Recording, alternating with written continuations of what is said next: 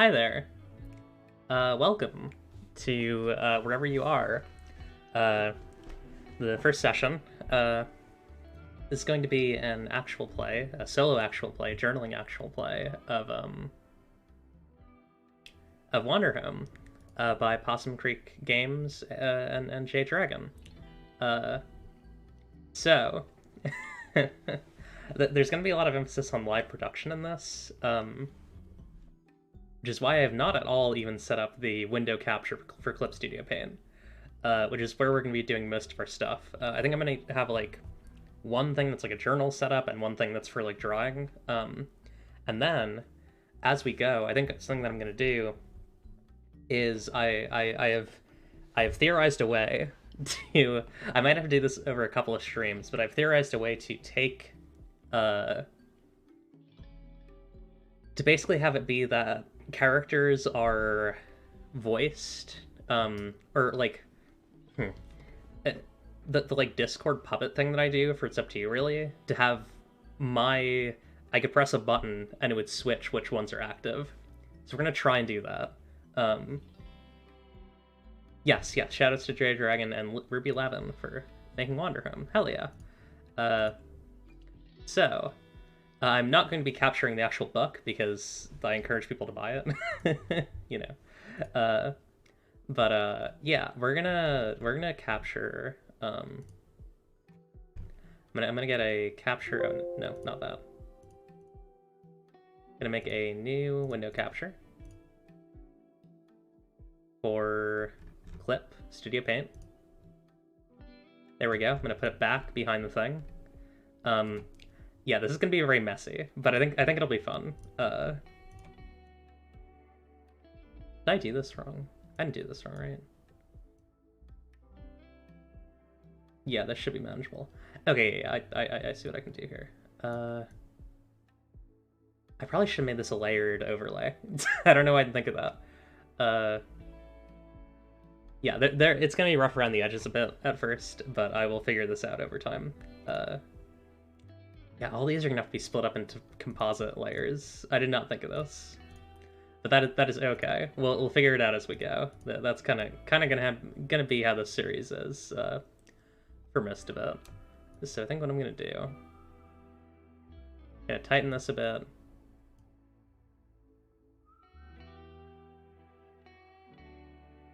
Okay.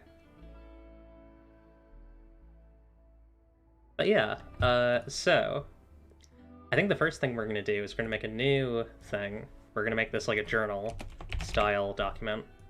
Something in 1920 by 1080. And I'm actually going to contort this so it's only on the actual paper.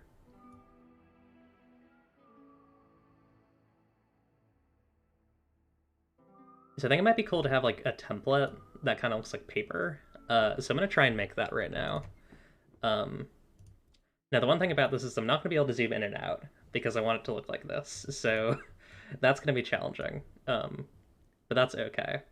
I very much want this to like be I want this to like kind of be like in the process. Like I don't want this series to be like you come in and you watch it and it's like I've already figured everything out. I want it to be very I don't know. I want it to be very experimental. I want it to be very exploratory. So that's kind of the direction we're going to go in. The first things first, I'm just going to kind of make some like slightly darker color stuff, and then I'm going to like fade it in, and I think it'll look nice and papery. We're going for, as I mentioned, a sort of journal aesthetic for this, and this will be where we write all of our character information. And then we're going to draw our character. We're going to give them an open mouth and a closed mouth state, and then I will turn them into a puppet that I can use to play as them. We're going to fade that in a bit. By the way, music from RimWorld, Barony, Minecraft, and Stardew Valley are playing right now. I'm going to add more as we go, but for now, this is what I have. I had to make some choices. If anyone has recommendations for music they would like to hear from anything that's like a video game, feel free to let me know, and I will consider it. I'll look it over.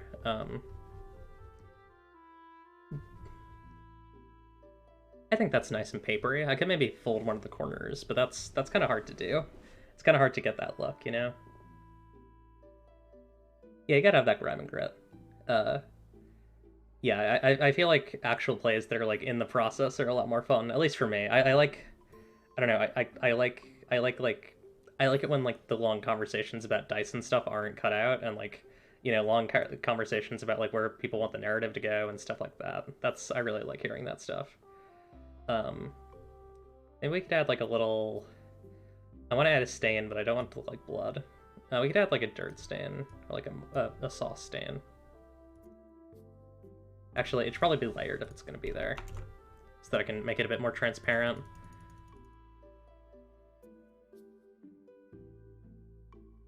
Make it very transparent. Yeah, I like that. That's a good look. I might blur the corners a bit, just so it's a bit less.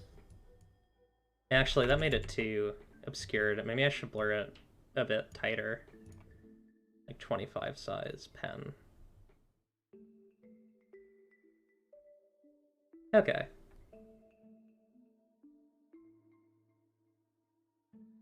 Yeah. This will be fun. I've never done a solo journaling thing either, so this will be really cool. Okay, so let's learn a bit about our character. I think I'm gonna play as the Guardian playbook. Actually, I feel like maybe I should read the intro first. Yeah, I think we'll go through it in like this. I'll read through the intro. Now, of course, the challenge is that like, hi Bankfads, thank you. Also, hi Swamp Duchess, hi Deathingle, hi the Apple Boom, hi. This is Clip Studio Paint, by the way. The actual art thing is Clip Studio Paint. Hi Audiovore, hi Bun, hi Plastic Flowers. How's everyone doing? Okay, let's read the intro. I'm actually gonna turn off the music for the intro because I feel like it speaks for itself quite a bit. Okay. The road has a song all to its own. Press your ear against my chest and you'll hear it. It is always with me, soaring across mountain tops and sleeping in the gutter where the small and forgotten gods live. It tangles through my hair and sits heavy in my boots. Some days that song roars through my bones, louder than any storm, and other days it hums its tune so quietly that I could forget it's even there. But I will always hold tight to it. And I'll throw on my cloak, grab my walking stick, and set foot once more. I trust the song, I trust the road. I trust that someday I will arrive at a town and lay down in the grass and know that this is where I was meant to be. The road is a river that carries me home. Inside this book that you hold in your hands is the start of a new journey. I'm using a PDF personally, but together we'll set forth into a world of grassy fields, mossy shrines, herds of bumblebees. Side note, I will not be using bees or spiders because I know that they're like some of the most triggering insects for some folks. Rabbits in sundresses, geckos with suspenders, starry night skies, and the most beautiful sunsets you can imagine. We will befriend stag beetles the size of houses, argue with the king of the floating mountain, fall in love in the basket of a hot air balloon up in the clouds, and make friends with some of the most amazing people you could ask for. The journey will continue across the months and seasons and years, and while we wander, we will watch the leaves fall from the trees and grow again. Where will we go? What will we see? We'll have to find out together. Will you join me? I think you're along for the ride. I think there is a print book that you can actually buy. I opted against it. Eclipse Studio Paint. Supposed to pretend that Bun doesn't exist, huh? Okay. Yeah. Yeah, I would show the book, but I don't really. I don't know. I feel it's like a pretty expensive book, and I don't want to. I don't want to be anywhere near like pirating stuff that's made by like, queer people who are just trying to support themselves. That feels like it could be bad. Okay, ETA is July for arrival of those books. Gotcha. Wanderhome's great. Really good book. So I already know quite a bit of this, because I've gone through this stuff with other people. Safety, I mean, I think I will be using some of the trauma trauma traits, so keep that in mind. So you know, some heavy stuff might come up. I think generally tonally, I want to be like somewhere between really intense like trauma and recovery and like you know light idyllic pastoralism. Um, and then I like a little bit of a focus on magic, but I also really want to be like grounded in the people that are around our characters. Yeah, yeah, it's really interesting that heroic is a trauma trait. It makes sense though. It makes sense for this setting and like what this world is saying. I think I'm gonna play as the Guardian. I need to find them. There are a lot of really good. like, God, these. I almost wonder if maybe I shouldn't play the Guardian because here's the thing. I always think I'm gonna play one playbook and then I see other ones that are so good and I'm like, oh my gosh. Um, I'm between the Guardian, the Fool, and the Firelight. Um, I'll read through them. Maybe we'll do a poll. That feels fun. The Firelight. It is easy to get lost in the darkness and the deep. The firefly at your side will always guide the way. You are alive. Your care is forward thinking, mutual, and shining bright. The Fool. Life is an adventure, and there's never shame in learning new things. You are alive. Your care is silly, naive, and more profound than most expect. Choose a name and some pronouns. And then the Guardian. Hold your word close to your heart. Someday the world will hurt them, but this will not be that day. You are alive. Your care is parental, protective, and unconditional. Choose a name and some pronouns. Yeah. I'll get the poll going. Poll. Thank you for the follow, Apple Bloom. Oh, I should probably have alerts up. I'll put those up in a second. Which playbook? Firelight, Fool, and Guardian. Oh, there's also no chat. The chat is a lie. Yeah, you can tell that I made this not quickly, but I haven't touched this in a while. I have not like uh this has not gone through like the test of like can this actually work as a thing that I use for streaming? But that's okay. Oh, you did. Sorry. Sometimes I miss things. I need to really quickly grab a chat from It's Up to You, really, because I think that's probably the best one for this. Stealing It's Up to You release chat. Bring it over here. Okay. Let's put that in here now. Okay. That should be a fine scale for it, I think. And then let me also grab a yeah, also this window capture will be bigger and like scaled differently when I actually fix this because I didn't realize that the layout is wrong. Like I need like two layers and it needs to be like wedged between them. Which it's an easy fix. I just have to go into Clip Studio Paint for each season and change it. But I can do that quickly. That'll take like an hour. But I will not do that on stream because an hour is it'll be boring basically. Um, Okay, the Guardian was selected. Okay, so, uh, let me, alerts. Let me get an alert box. I'll steal it from my main thing. General capture.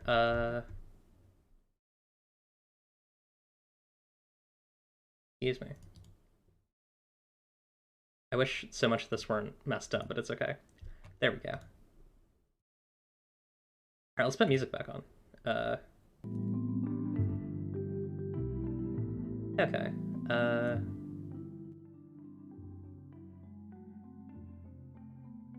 Eclipse, yeah, this is basically the Eclipse Mix and Overlay stream. Oh wait, I just added an alert box. Okay. Uh, Although we are going to actually answer questions about characters too. It's not just going to be that. I might want to make this bigger. Make it like 50 and make it white. Okay, that should be better. There, that seems fine. I'll put it behind me too. Yeah. Oh yeah, overlays. Hi, Meatshed. But yeah, we're gonna play as the Guardian because that was voted on, and I think it's a very good playbook. I like the idea of having two characters. I like the idea of having a younger character and an older character. Okay, so we're gonna choose an animal. Let me actually start writing on this. I'll make a new layer for text. So our playbook is we'll not use Comic Sans. Let's get a better font.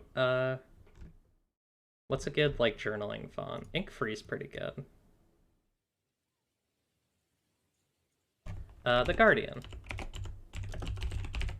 And actually, Inkfree's a little cheap. Let me get something with a bit more something a bit more robust here. How about MV Bully? No, that also kind of has a bit too much of like a Comic Sans sort of vibe.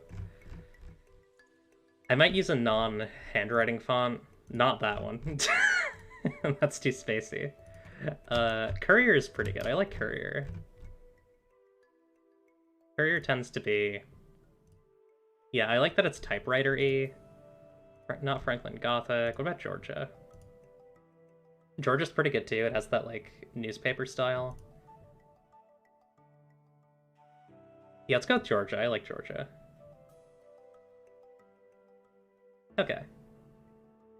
Yeah. Use the Star Wars font? Yeah.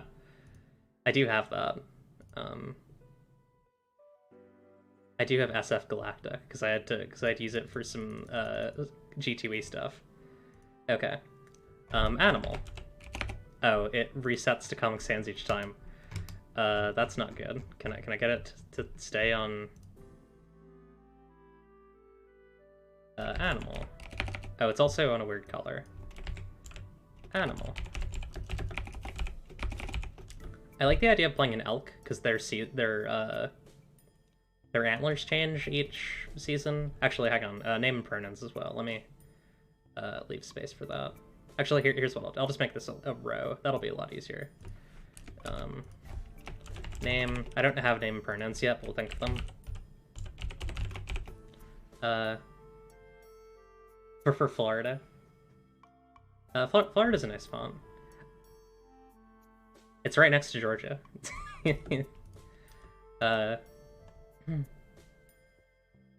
I want to do elk. I think I want to play as an elk.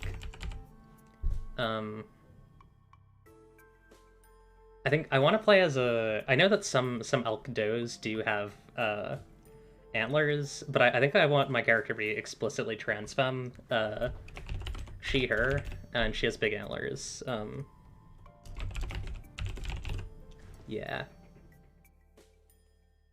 And yes, that's that. We'll figure out a name, I think, at the end. So that's our animal. So next is choose two you generally are, and two people, choose two you generally are, and two people assume you always are. And one is level-headed, hopeful, organized, open-hearted, laid-back, cheery, correct, mothering, and fatherly. How will you fit through doors? We'll figure it out. MILF elk. Jesus Christ, okay. I mean, I don't know if our character is necessarily the parent of this child. We'll see. I mean, I guess they're still, you know. I like the idea, that my character is that this character, like things I am, things others assume I am.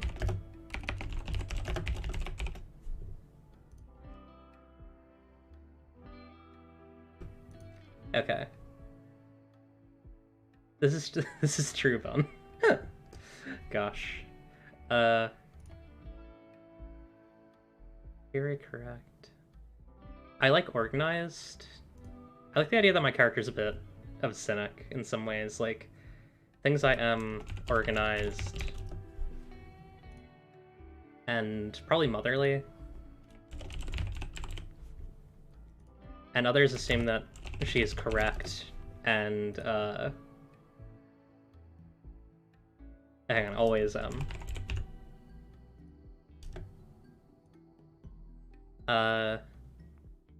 I think people assume that she's level-headed because she's organized, but this is not true. She's very nervous a lot of the time. Uh, this is an anxious elk that we're playing. Um, she's 34 to describe your look. And the options are cloak big enough to hide your ward, stained apron, pots and pans, thick muddy boots, fishing kit, shield almost as big as you, forged paperwork, austere formal wear, reading glasses, sturdy cane, heavy earrings, and seemingly endless patience. These are all really good. Okay, so my look. I gotta pick 3. 3 to 4. I like fishing kit.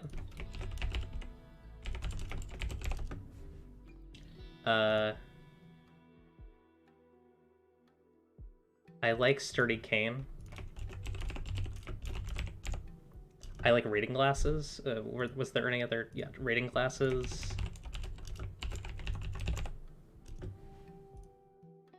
And I like I like thick money boots. That's really fun.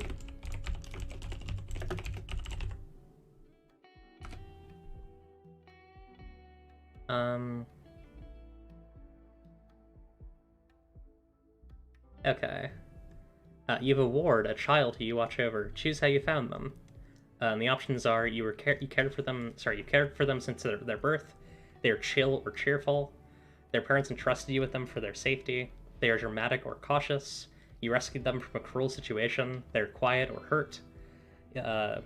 You found them near a battlefield hidden away. They are furious or lost. They grew up at a university surrounded by knowledge. They are inquisitive or wise. They grew up alone in the wilderness. They are adventurous or feral.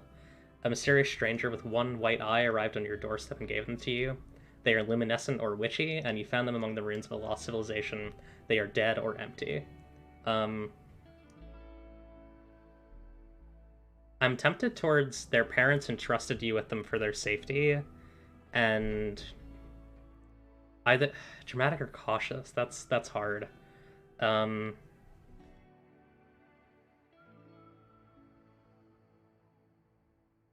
I'm tempted towards cautious because I think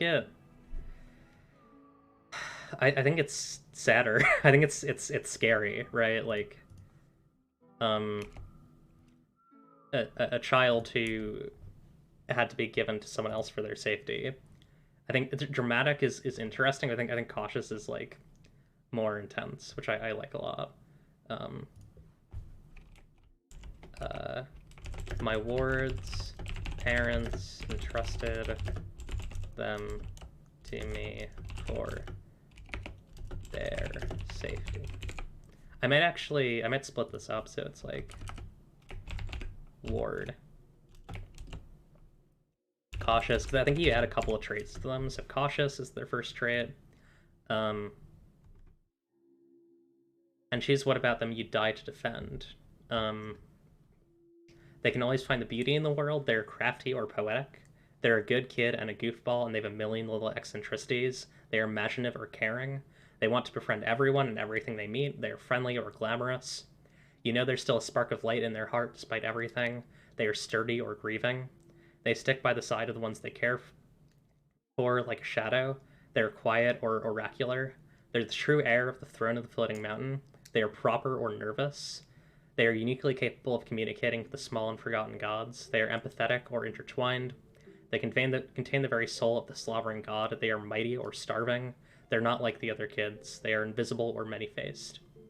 I really like the one that strikes me the most every time I read this part of the book is they're the heir to the throne, the true heir to the throne of the floating mountain. They are proper or nervous. I might want to do proper.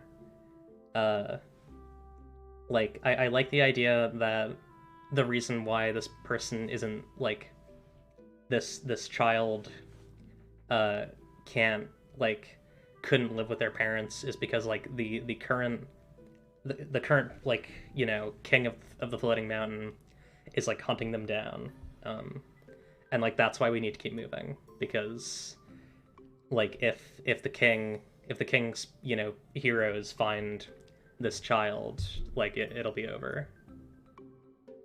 uh not in a big way, it'll just be over. um so they are cautious and proper, I think. But yeah, it'll be over because a person that my character cares about a lot, this child who, I imagine she's taken care of for a long time, uh, has, would be killed, because they are the true heir to the throne of the floating mountain. Typing in Clip Studio Paint is a little slow sometimes. It's okay.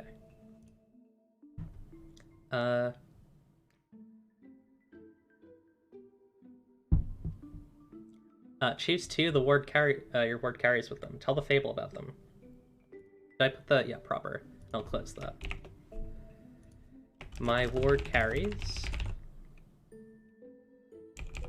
And I think I'll make these dashes so I can tell their tales. So the options are a notebook and a set of charcoals gifted by a caring old teacher, a cap too large for their head gifted by their godparents as they fled the authorities, a stuffed animal they'll never let go of gifted by a cheerful shopkeep, the inquisitive bug that lives in their pocket that's stuck by them all their life, a gender-affirming outfit that they're too insecure to wear gifted by an honest kid they once met, a poncho the color of shadows, gifted by a crafty vagabond you assume was untrustworthy, a mysterious scar on the nape of their neck, placed there by an oracular and pensive god.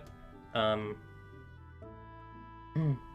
like the idea that the pensive god left them the scar, but also I feel like I don't want to make everything about this character be like so epic, I guess. So I might try and keep it a bit lighter. I like the shadow colored poncho. A poncho, the color shadows from a vagabond, not vagabond, assumed untrustworthy. There.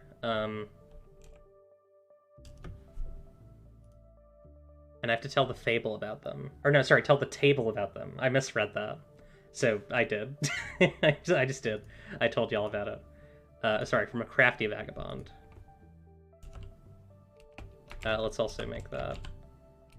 Oh, you can't just make things italic? Okay, I'll have to do that manually. Okay, cool. Like that one. And I think I will stick to material things, because I think we already have... I think this character's already, like, big enough in a lot of ways. I feel like we need to,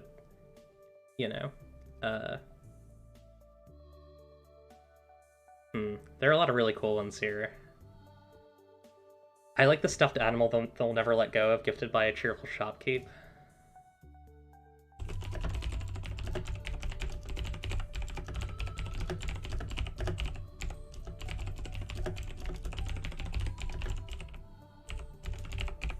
Okay, that should show up in a second. The more that you pour text into one text box on Clip Studio Paint, the more it breaks. So we'll have to keep that in mind in the future. I might try to make multiple text boxes, because it can be a bit messy. In fact, I might end this one here. Make a new one.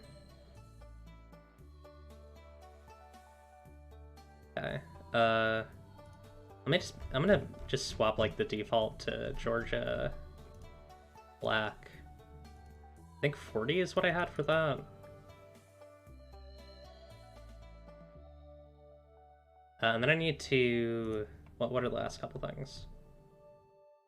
I need to ask one to the left and one to the right. Now we don't have people to the left and right, so I think what I'll do is, maybe I'll save these for Kith. I think that's what I'm gonna do. Yeah, so Kith are other other animals that you can counter, and also gods that you can counter on your travels. I think I'll save them for Kith. So now we're gonna make a new canvas, and we're gonna draw our character, and I think we're gonna draw the ward as well.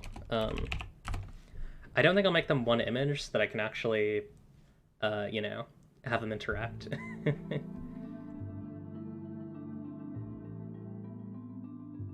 But yeah, as the series goes on, if anyone has any recommendations for other songs to put on the playlist, please let me know. I would love to add other stuff. Okay, I think we're actually just gonna steal the color from this for the background as I draw, just because I think it's a nice color, and it fits this overlay. But yeah, we're gonna draw our elk first. I'm gonna need a reference, because animals are really hard to draw, if you don't know this. An animal is a robust creature.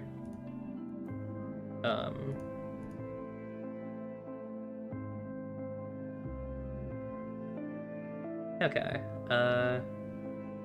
actually I'm turn this down a little bit. I don't want one that's dying, thank you. Here, this probably gives me the best image of its face. Here's an elk. Oh, you know what? I probably should not zoom out. Let me... Hey, you know what? I can zoom out here, because this is just this. Okay. I know that there's a reference layer. I don't really use it.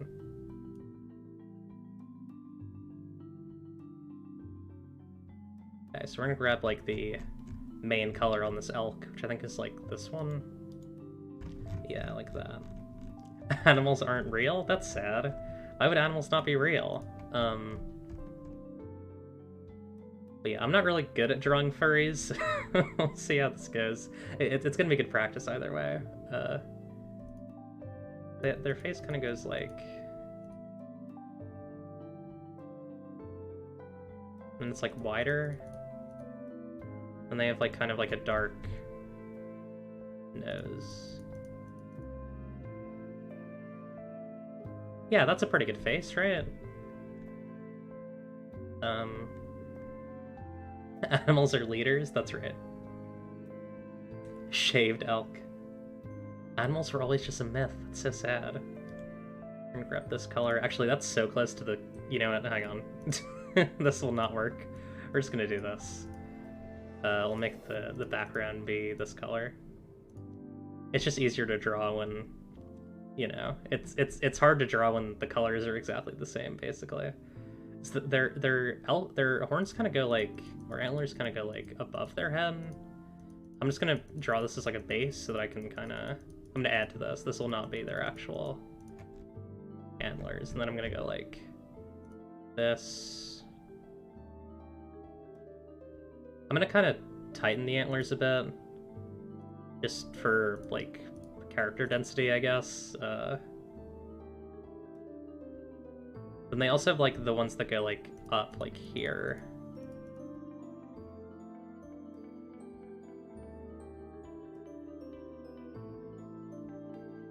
Yeah, that's some fine antlers, right? Those look kind of normal.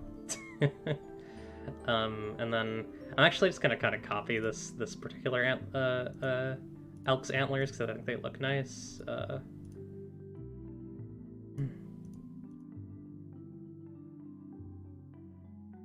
And then also these ones should have the thing that goes there. And then I kind of like the idea of like, it's not quite realistic, but I like the idea of like hair. Oh, you know what? I did not layer this at all. All right, we're just gonna have to pray that I can do this in a way that looks okay. I kind of like the idea of like long hair. Like this sort of thing. Like long straight hair for our elk.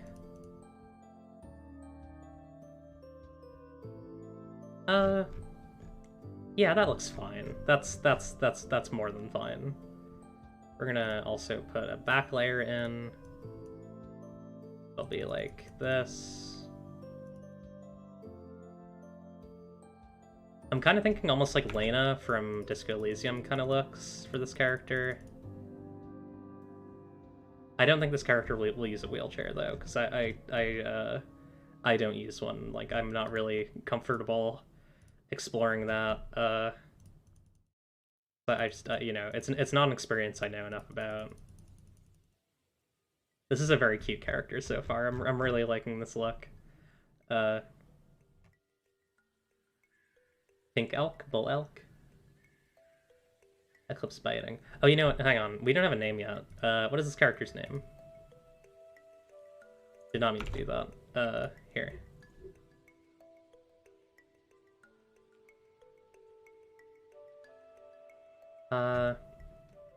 I have a character in my RimWorld game called Procene, which I think is a really good name.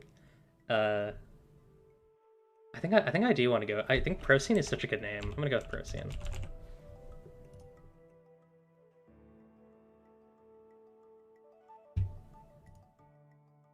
Okay. Let's get back to Procene here.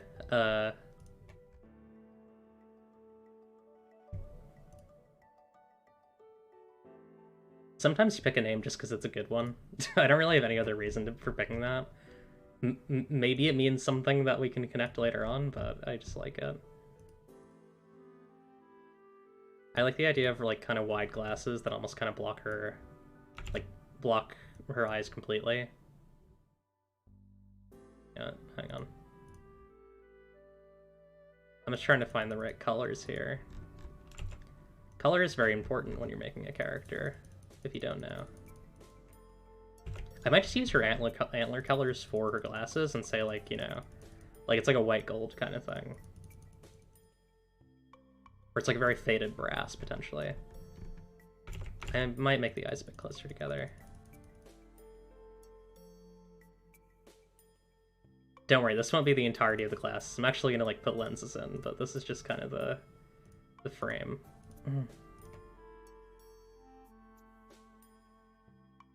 Name everyone Dave or whatever. This is true, names don't need meaning. Hi Sneezy, how's it going? We're quote unquote playing Wanderhome right now. This is play. I'm engaging in play right now. Let me...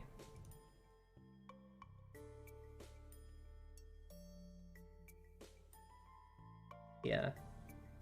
Nice, I hope the video's going well. I'm sorry about... Oh, sorry, I thought you were saying you sprained your ankle.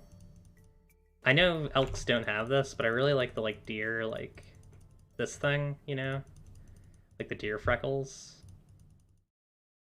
So, Procene will have that. Okay, and then I think we'll do, like... I think I'll do white for the actual lenses.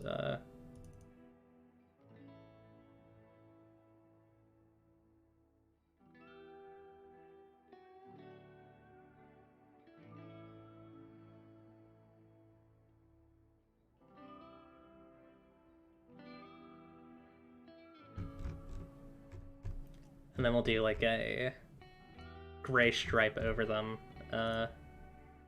This tends to look pretty good. I'm hoping that I can like still get some emotion out of this character. I think she needs eyebrows. I think that's one issue. She definitely needs some eyebrows to kind of express how she's feeling, you know? I do really like this design though. It's kind of sick. She looks very cute.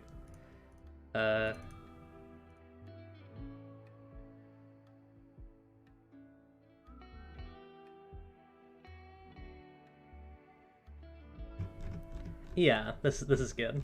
This is a very good head. Hell yeah. Yeah, this is definitely coming together. Let me put her more central so it can... I do kind of... I like that her antlers are a bit, like, not even, because it implies... it implies, like, a tough prior season, I think. I'm pretty sure that's how antlers work. Is that like if you have like a season that's difficult, like some of your antlers will be like just completely uh like bad. What else did I describe? What's her look? Fishing kit, sturdy cane, reading glasses, thick muddy boots. So for her actual outfit, I feel like I almost wonder like I might want to go something with something like a bit more like modern and casual, like maybe like a sweatshirt, like a like a hoodie. Yeah, I think that'll look cute. Hang on, actually, if I'm gonna do that, I should put like if I'm gonna do like a layered look, I might do her skin first, and then I'll do like a tank top, and then I'll do a sweatshirt.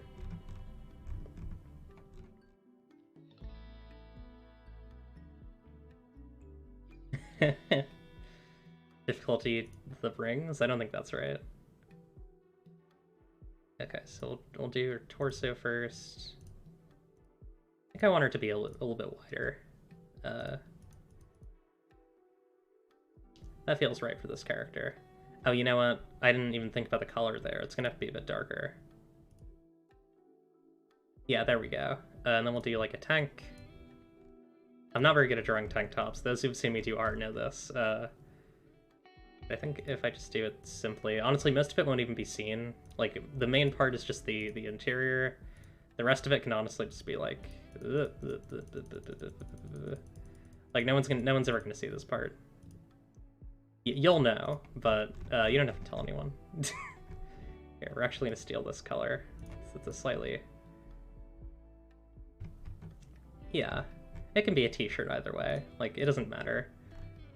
And then I like the idea of like a dark green kind of sweater look.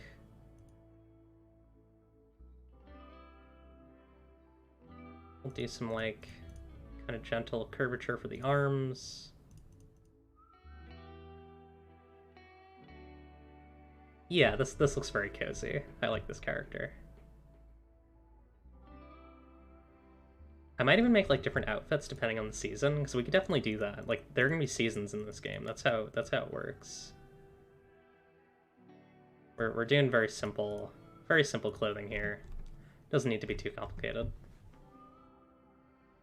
How many characters are there gonna be? So thank you for the hydrate, by the way. Orb deer. The plan is to have, it's not going to be like a party, but my plan is basically every time we go into a new place, I want to draw every character who's there. Or every character that we're going to interact with, every Kith, basically. Because, when, like, I did a test game with, I gave her some titties. I did a test game with the Septirally folks. We wound up doing a like we went to a town and like we said like these are the people who are here, and then like all those characters appeared, and like that's definitely the approach that I want to go for here, where it's like we announce and decide who the characters are, and then we kind of do interesting interactions and journaling with them as we go. I did not stutter. Listen, she's a mature woman. An adult. You have a heart of gold. Don't let them take it from you. Meat Shed, thank you for the follow. I think this is a good look for her. I might add some more stuff. Like, I think she needs a bag because she's traveling.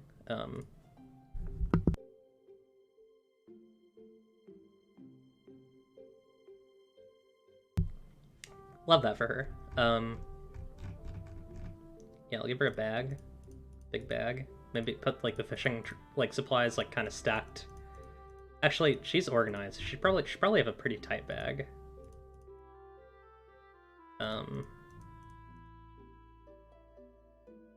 She's organized but not level-headed, I believe is what we discussed. Actually, I feel like some of the like what's what might get lost here a bit if I make the straps brown, so we're gonna make them blue. Actually, that makes them look like overalls. So hang on. Uh, what's a good? We'll make them a darker green. That feels good. And then we'll make the bag be behind the shirt, and a whole bunch of other stuff. We'll make it behind her hair as well, and it'll go like that. Yeah. I want to do like, so this setting is not very normal. They're like living gods, like little gods that live all over the place. This is also like the pastiche that most Wanderhome games work in, or you know, I think will work in as people play it, or probably have worked in, because you know a lot of people play this game. Anyways, a lot of the time these games work in like a very specific like mid-century 1900s pastiche, or like I've seen like either like late 1800s or World War II, like Life on the Prairie, or like you know, what do you call it, like like very like a World War II style thing. I want to go for more of like a like I don't know, like inspired by Great War politics, but like very aesthetically kind of mixed. Like some more prairie vibes, some more like, you know, nice like you know, like modern stuff. Like I think there'll be cars in this setting, which will be fun. That's what a fishing rod looks like, right? That's normal. It needs a hook. Now I guess they fish for like like water bugs, because animals are all living like things in this. I'm not sure how that works. But yeah, this is a very abnormal, fun setting. But both like the base stuff that's implied by the game, and like some of the stuff that I'll be not adding to it, because you're supposed to add to it, right? But like, I don't know what fishing rods look like. Hang on, actually, that should be at the bottom. I know this at least. That looks reasonable, I think. Wanderhome is a gateway to becoming a furry. I'll add some like weird splinters to it too. Yeah, that's fun.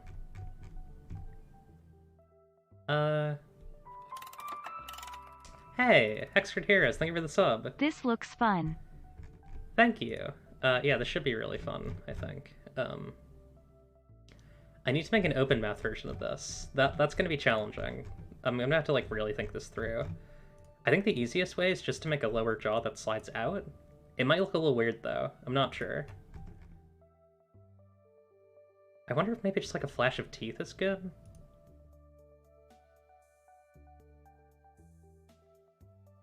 I think this is probably the best open mouth that we'll have for this face. That looks too happy.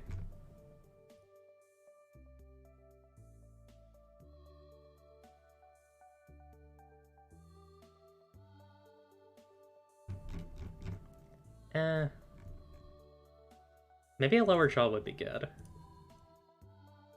Yeah, we'll add like a... maybe something darker than the skin? That like...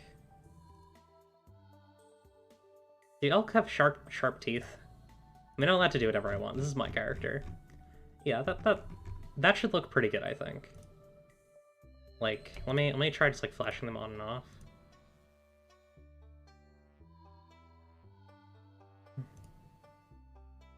Yeah, that feels about right to me.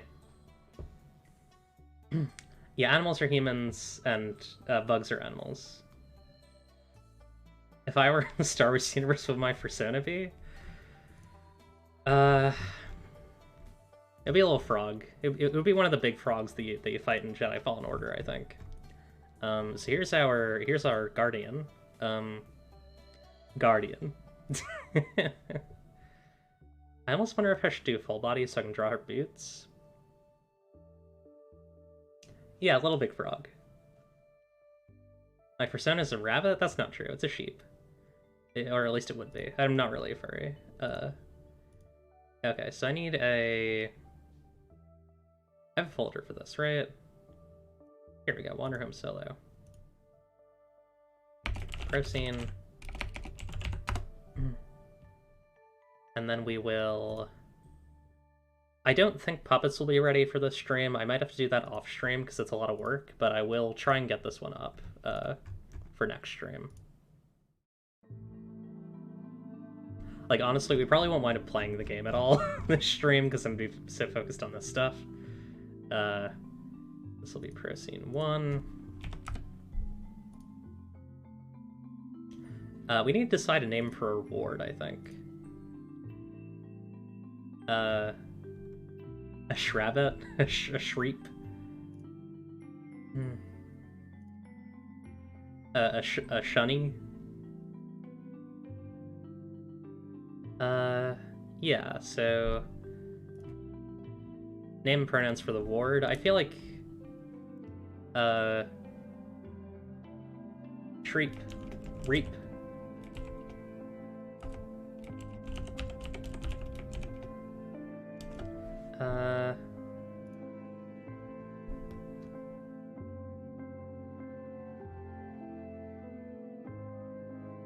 What's a good... Anyone have any good names for a ward?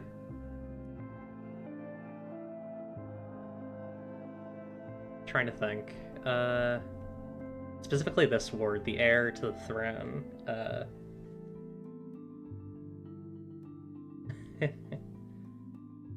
Baby? that's a fun name. Baby's fun. Loka, Baby. I like the idea of having it be tied to like the floating mountain. Maybe something cloud related. I like Loka though. Let's do Loka. We'll do they them for Loka. Oh, Hilda is also good. We'll go. I think we'll go with Loka though. Some good names popping off. What type of animal are they? That's another good question.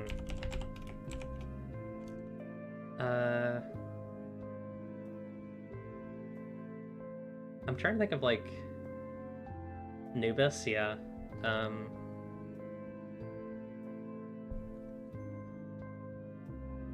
A, what's an animal that I could draw? And B,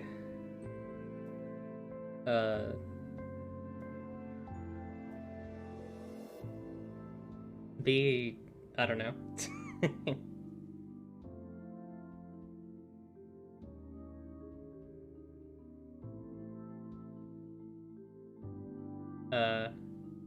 Sorry, I'm just looking at Twitter. People are retweeting my stuff, and I really appreciate it.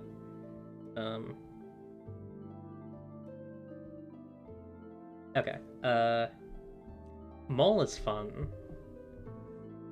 Does a mole fit like cautious and proper though? I do really like the idea of a cautious and proper mole.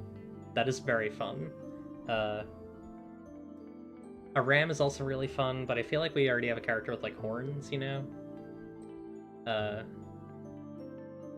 Yeah, let's go. I want to go mole. Let's go mole. A mole seems fun to draw. Let's draw a mole. So we're gonna draw Loka the mole. The heir to the cloud throne. What was it called again? The throne of the floating mountain. Throne of the floating mountain. Yeah. Bottles from Banjo-Kazooie. I've not heard of that character. I almost like the idea of Loka's fur being a bit bluish, like some moles have. I need to actually pull up a mole. Loka the Mocha. Yeah. Because I forget, they have a very weird face, right? Because a lot of them are blind. Oh, they're cute. God, I could... Should I make them a star-nosed mole? It's a really creepy animal.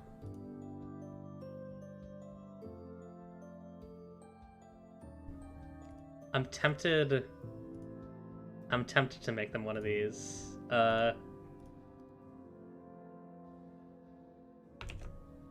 This is a star-nosed mole. Uh, that's their nose. They're blind. They're kind of cool. I might honestly make. I. I have a vision for a way that this could be a cool half snake person. Uh, Generally, this game is like very oriented towards like characters that are like fully one animal.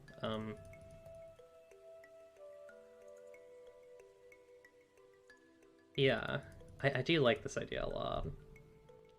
Uh, yeah, no worries. Half snake persons are fun, but yeah, it's mostly non people animals. I like the idea of the nose itself actually being blue. Like, it's not just their fur. Like, it's fine to put a little bit of fantasy into your animals, you know? This is a fantasy game. And also, like, this person has, like, Loka has, like, a noble purpose, so I feel like they can look a little bit distinct, I guess, you know?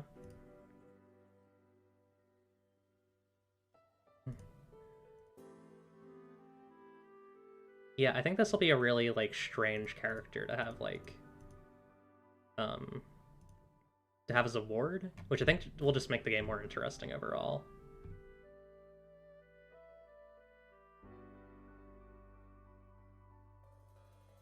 Like, especially like a character with no eyes and just like these feelers. I feel like there's a lot of like interesting overlap for this character to be like very cautious and uh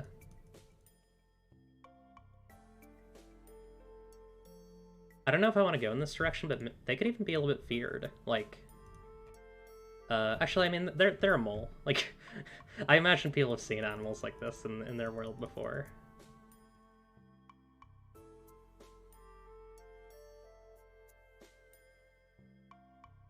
Let's add some actual, like, fur detailing here.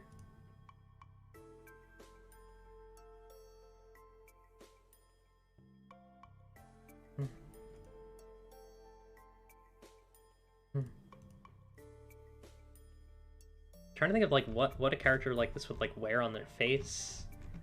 Also, I think I need to, like, detail this a bit more, because it's a bit weak right now, I think. And also, these need to be, like, bound together, basically. Yeah, I kind of like the idea that, like, they're just, like, this, like, eruption. Their face is, like, an eruption of tendrils, which is really cool.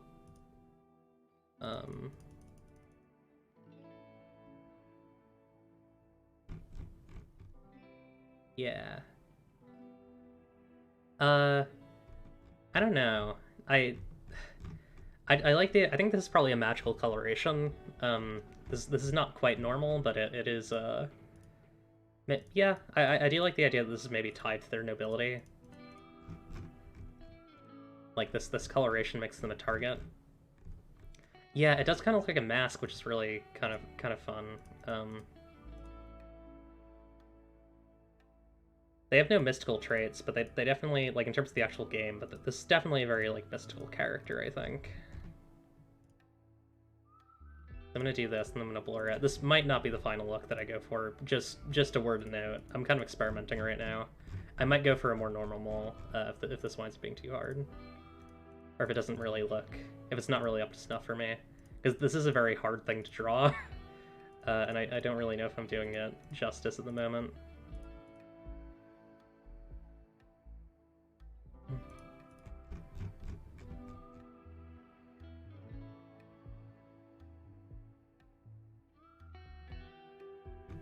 Yeah. I mean, I think I might do is add, like, a hood here. Actually, what do they wear again? A poncho the color of shadows. Okay. Maybe I'll add, like, a hat. I feel like that'd be cute. Like, maybe go over. I'm gonna see how this looks. We'll try something. Like a wide hat.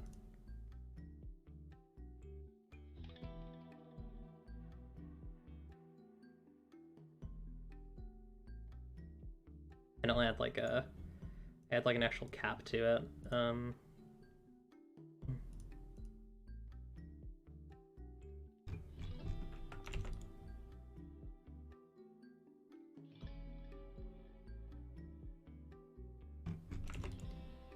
Yeah, I'm mixed. This looks like so much that it's almost nothing. Like there's so much going on there that it's nothing. I feel I might just I'm gonna go with the normal mole. Star-nosed mole is hard to draw, sadly. Next one is next Sunday. This will be every Sunday, around this time. Let me get a normal mole with the eyes. Here we go. Yeah, and also it's gonna be really hard to make an emote that way, and I need that. It's very important that this thing can emote. All right, let's oh crap, did not mean to do that. I do like the idea of the hat. I think we're gonna stick with the hat. I'm actually gonna change the fur though. Make it a bit darker. Cool. Yeah, Sunday. Yeah, there was so much happening there that at the end of the day it kind of just looked like nothing was happening. You know, I should probably just draw this as cartoony as possible so it's a bit more legible. Yeah, this is more the mole face that I wanna. It's gotta look blobby, you know. I might actually just steal the gray from this too. I kind of like the blue though. It's silly, but I like this blue a lot. I'll go with the darker blue. Actually, it's gonna be kind of hard to draw the face if I do that. Yeah, okay. So we're gonna actually try to make the face like shaped. It's just I feel like I'm kind of losing control of this a bit. It's fine. It's okay. But we got this.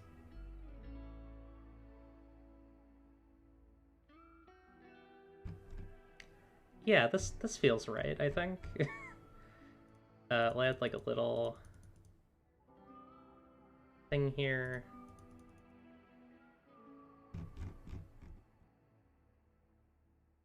I feel like the hat makes them a bit too hard, actually. I feel like they need to be a bit softer. Maybe like a little flower crown or something. I'll make a cute little mole.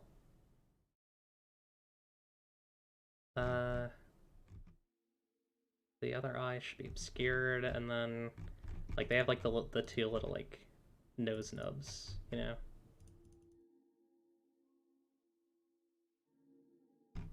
And I'll make them like nice and furry. A little bit of fur.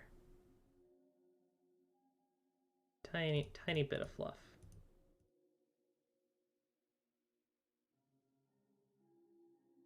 They'll look more mole-like when I actually build the body out. Yeah, I think the eye's cute. I think I might need to like, I think with the angle that I'm at, I think I might need to draw the other eye, but I can't tell. No, it's just this side. In fact, what I might actually want to do is just tighten this in a bit.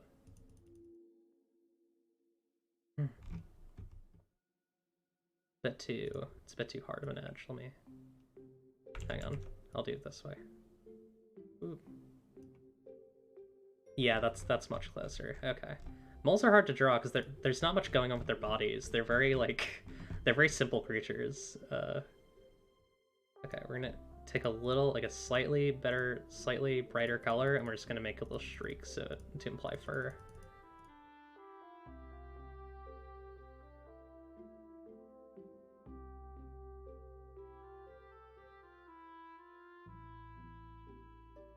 But yeah, like seasons in this game might take like multiple sessions because we'll be drawing like almost every character, but I think it'll be really nice. It'll be a very slow-paced game. We're gonna do our best. I'm actually gonna steal color from the dirt here because I like it. We're gonna do our best to enjoy the process of this and just kind of take it easy and wind up wherever we wind up. Spirit of the road, you know. Just Just go wherever we go. I think it'll be very nice.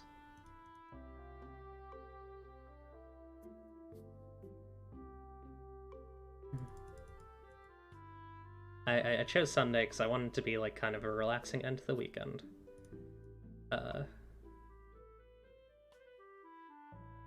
You know, like this will definitely be a series where we at any given point we get where we get, and things will slowly shift as we get forward.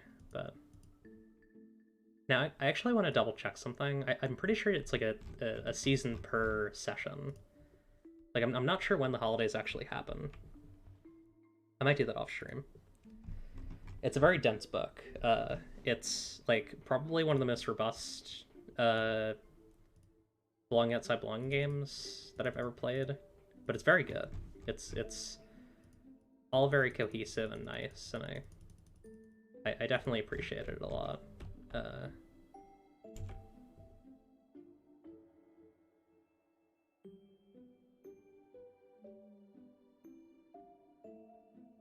I know it might seem weird that I'm making some of these colors so muted for such like a colorful world, but like it's just kind of the way that I do coloration, because like if I'm gonna do like a high pastel or a neon, I want it to be like often I want it to be something magical or something like very distinct. So you won't see me very often doing like just, oh, here's a random like mighty pastel, because I just want to avoid,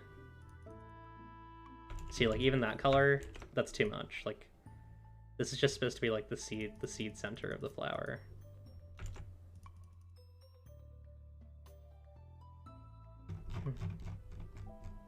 Actually, that might be too little. It's important to find, you know, you gotta find the right spot in terms of colors.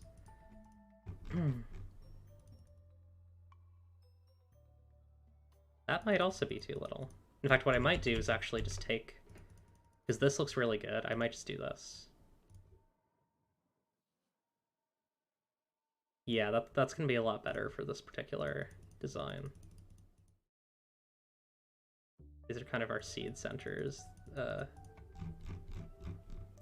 didn't really base these on like a particular flower. I guess they're like pansies or something. You know what I might also do to give this character a bit more personality? I might give them some hair, because I feel like that really helped with the last one. Like,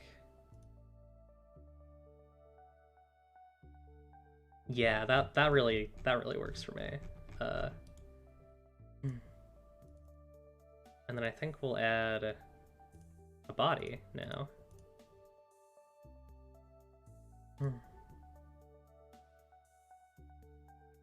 Yeah, little baby. little baby Loka.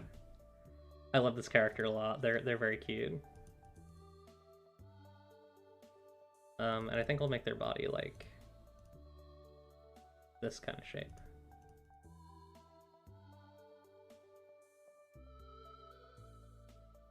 And then I'm gonna add some clothing over them. Oh right, their poncho. Their poncho, the color of shadows, should be really dark.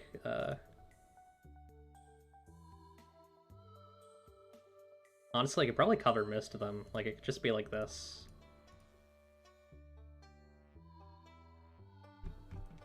And then I'll have... Hang on, I actually can't really see this. I'm gonna make this white. I'll like a little bit of clothing covering their, like, lower torso, like maybe like a dark gray t-shirt.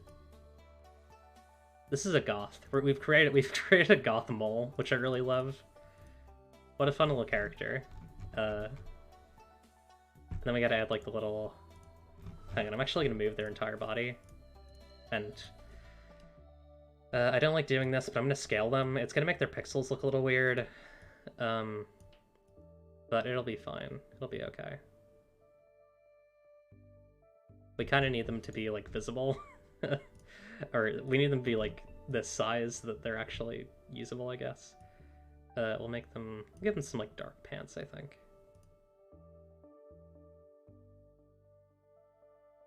Then we gotta add like the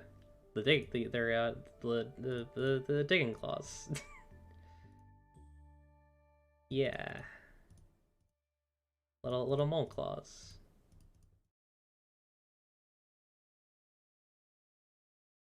Yeah. Yeah. What a cute little friend. Look at this cute little friend. Let me show them in full. Look at that cute little friend. They're so cute. Oh, you know, they have a stuffed animal. They'll never let go of. Where should that be? Maybe like in a pocket on the poncho? I feel like that'd be cute. Or maybe like strapped to them. Yeah, if they're never gonna let go of the stuffed animal, it should be strapped, I think. So like do like a burgundy strap across their torso. Yeah. We'll do 2 of those.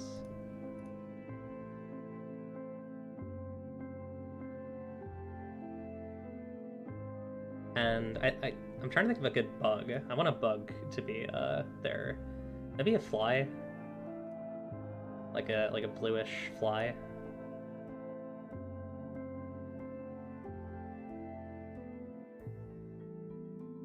Little blue fly plush.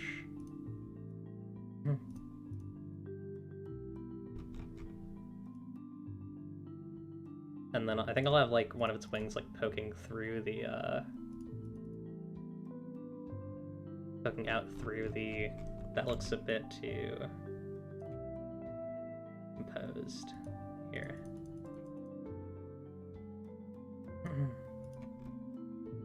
Yeah. Yeah, I'm gonna make the animal be a stuffed fly. Cause I just feel like it's very cute. And it fits with, like, I feel like it'd be weird if the stuffed animal was like an animal in Wanderhome, you know?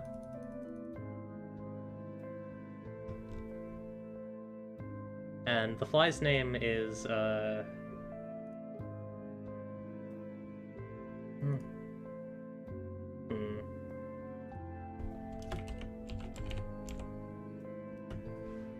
Anyone have a good name? I'm thinking like Bender or something, but that's a Futurama character.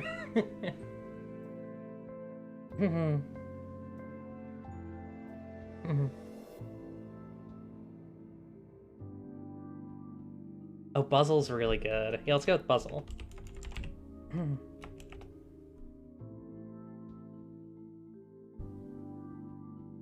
Okay, I think we'll take a little break now that we have our heroes. And by heroes, I mean our normal people who are just traveling across the world. We need an open mouth. I'll do that right before us. This is Loka. I know this. Okay, yeah. Hang on. Before I do anything, actually, you know what? I will save this as a PNG clip before I do that. Actually, you know, if I need, yeah. Okay. Sorry, I'm having thoughts just overlap on themselves because that's kind of how my brain works.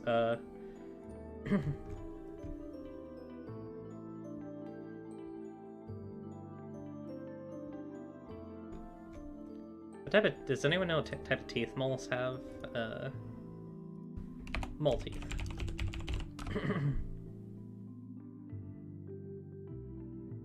Oh, they have like the chompers, that's right.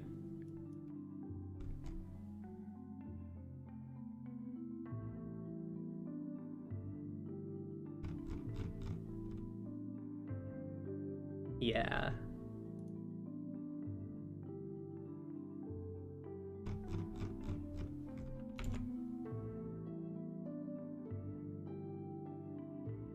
Yeah, that feels about right to me. Maybe a bit darker for the chompers.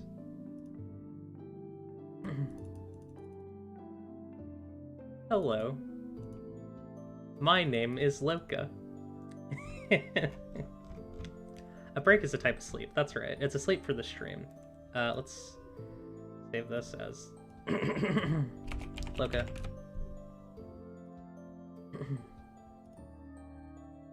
And I'll save it as PNGs so I can make it into a puppet.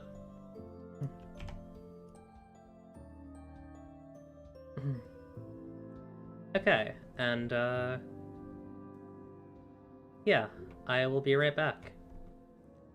See y'all in a bit.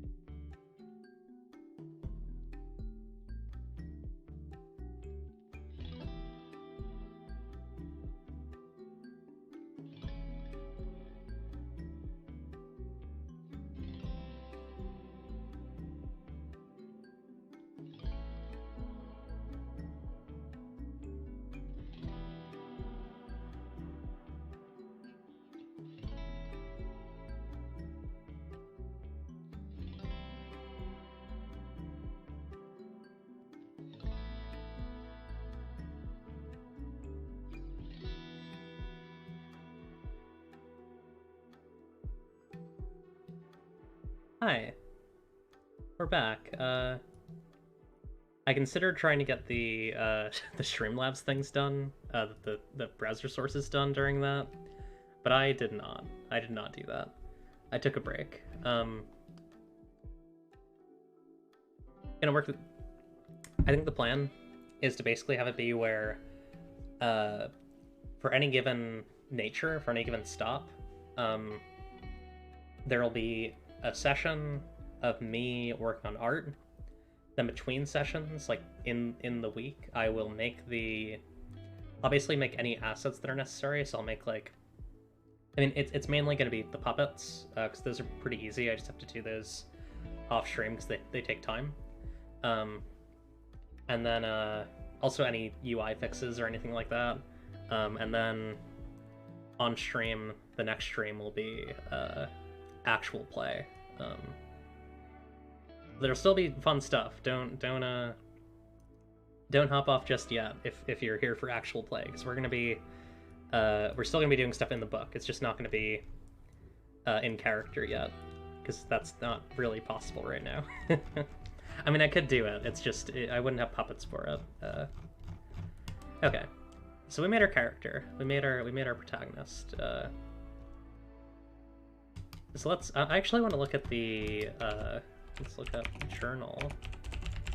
What advice does the book give you for journaling? Okay. Journeying solo. Sometimes the road is long and quiet, and you might not have anyone to walk with. It's okay. We can journey together. Wander Home can be played solo, with just your own imagination and the text itself to keep you company. You can always invite others to your journey with you in the future. The solitary road can be a lonely one, but it also has so much beauty to offer. Maybe we'll take on guests in the future. I feel like that would be nice. A few things I've learned about journeying solo are: invite randomness into your journey. Roll dice or draw from a deck of tarot cards to see how Kith feel about you, or to uncover the natures of the place. That would be cool. Maybe I'll get a deck of tarot cards or a virtual one. Grab a journal to document your travels and take notes on your journey. This will make it easier to tell your friends about it as you go. This is what we're doing. We're going to be journaling our journey, starting in the season of Tilsoil. Sketch, write about, and sing little songs about what you find. Don't worry about quality. These are just for you. This is for you as well, but you will hear and know all these things. It's for you, but I will also it's for me as well. It's for both of us. We're gonna go on this adventure together. But I will, I will definitely be doing sketches. I'll be writing about these things, and maybe I'll sing a couple little songs. That sounds nice. Okay, so what is the start of our journey? We've made choices about the characters. We need to create our first place. We need to choose 3 natures for it. We're starting in Tilsoil the first month of the year. We've just turned from a new year, from an old year to a new year, and it is a healthy spring. I didn't think about that. I'm using the fall Stardew Valley music, but it is spring. It just feels more Wander Homey, I guess. Okay, so let's start. Let's do that. Let's pick some natures. So natures are locations, basically, that you go on adventures in. They're full of wonderful characters, Kith, and little gods, and adventures, and things to see, and people to meet. They're actually split into 6 categories, and they're actually random tables that you can roll from with them. I think we'll choose 3 natures for this place that will be in the same spot, and I think we will actually roll dice for it. I need to get my dice roller from It's Up To You, really, because I didn't think we'd be rolling dice, but I think we will do that. Let me get my dice roller. Oh, I know it's one of these. I'm not sure which, though. Let's see. What does this one say? That's not it. Sorry, folks. I'll be a second.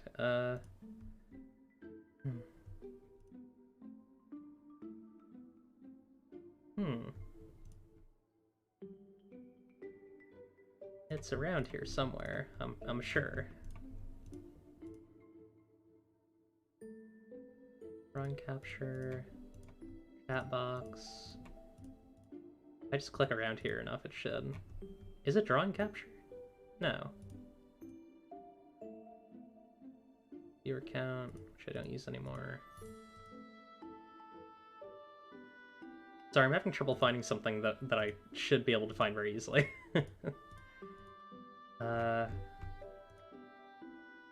I guess I'll make a new one? I'm not sure what to do here.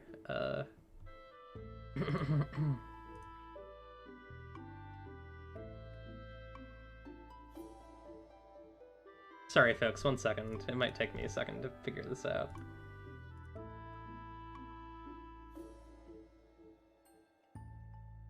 Is that really what this is using? No, because it's... Oh, here it is. Found it. Okay. Just gonna draw this into here. I have to pull it up in Chrome. Roll on D20. And it should... There we go. Okay. So we're gonna put this down here, I think. Not gonna use it very often. not a lot of dice in this game. Mostly tokens. Oh, sorry, you can see it because I was using a thing. Anyways, I think we're gonna roll for all of our natures. So we're gonna... It'll be 2d6, 1 for the first category and 1 for the actual nature. So, let's say 5 and 4. The 5th nature is the lonely natures, and that is a Moor, which is... Let's read about the Moor. We'll pick some things about it.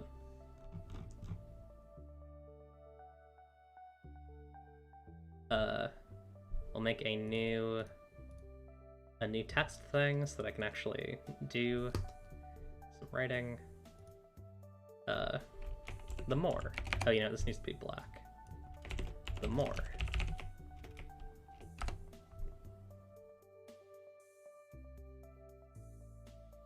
And we'll learn a bit about it. Let's see, what's going on in the Moor? Just Control F up. Okay. A moor is a quiet place, where sharp winds whistle through a stretched-out landscape. This place can always describe what makes someone feel lonely, hint at something eerie, ask what weighs on your mind, give them a token if they give a satisfying answer. We'll choose 2 aesthetic elements from distant wasp caws, patches of wetlands, a thin mist, gnarled trees, a shiver down your back, a nervous teen sneaking away for their love, or something else of your own invention. And we can choose a folklore about this place. The devil dog and its prey, the heron and her murdered lover, the lost army of the first queen, or something else of your own invention. So I'm actually gonna cheat a little bit. And I'm gonna do this. And I'm gonna do this. There we go. Just so I have it, for reference. Gonna copy paste from the book. So this place can always blah blah blah blah blah. I'll put this a bit over, so it's a bit easier to write stuff. Okay. Because I'm gonna need those for all our natures. So yeah, this is gonna be our first stop on the trip. We're gonna go on a long journey to bring, I presume, to bring our friend to safety, to bring Loka to safety, wherever that is, which might just be on the road, right? Like safety for Loka might just be in transit.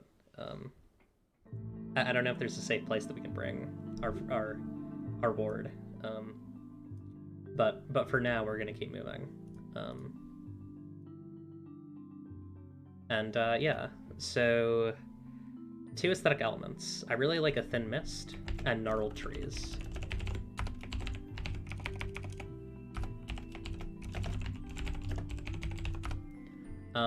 For our folklore, excuse me, I like the devil dog and its prey. It's a little eerie.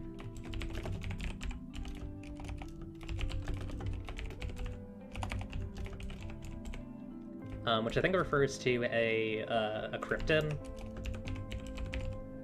who hunts who hunts bad children. Very, very classic, like, sort of vibe. So I think I won't accept any natures that are natural now. I think I'm only gonna accept natures that are, maybe I'll accept one more if we happen to find it, but I like the idea of there being, like, something over this, so we'll see. We'll see what it rolls. I might re-roll if I don't really like what we get. 6 and 1. That is a, that's a desolate nature. Oh, that's really interesting. This it's a desert. This is a moor in the middle of a desert, which is really wild.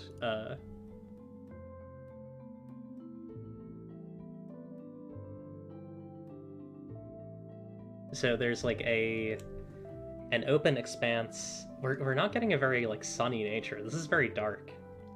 A morasis, yeah. So it's like we have this like thick wetland oasis in the middle of this like empty desert. A desert is an empty place without any of what you want or need. This place can always describe the emptiness of the world, show someone lost or wandering. Show someone lost and wandering, or tell someone the path will be longer and more treacherous than they thought, and give them a token. Yeah, I was not expecting to have such a dark start for this, but I'm down. I'm very much down for, like, just beginning in, like, the worst wilds possible. Because, you know, the beginning of a journey isn't always going to be in, like, a wonderful place, you know? Sometimes you leave your, you know, you go on a trip and it sucks, basically. The desert. Let's see. Aesthetic elements. Choose 2. Sand that goes on forever, floating pillars of stone, a bitter chill, the harsh sun, the horizon line, a starving pilgrim with murky intentions, or something else of your own invention. I like floating pillars of stone and the harsh sun. So we'll do that.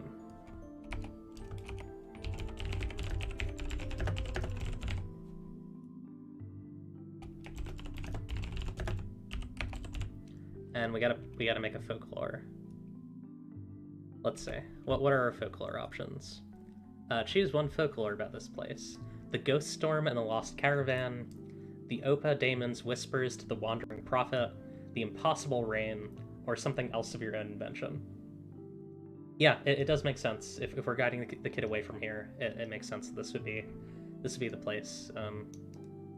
This would be a dark place to start in. I like the Impossible Rain, and I think what that is like, it's the thing that created the moor, like in the old days. It's like the ancient rain, like spot of rain that created the moor. Cool. And let's see what we get last. That's a 2 and a 2, which is the, let's see, scrolling up. I would love for this to be some sort of like place with people that we can be in, but I'm curious. 2-2. Verdant.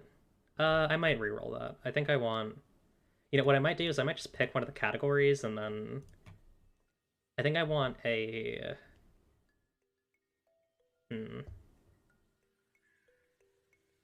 I think I want a liminal nature, and we'll see what it is.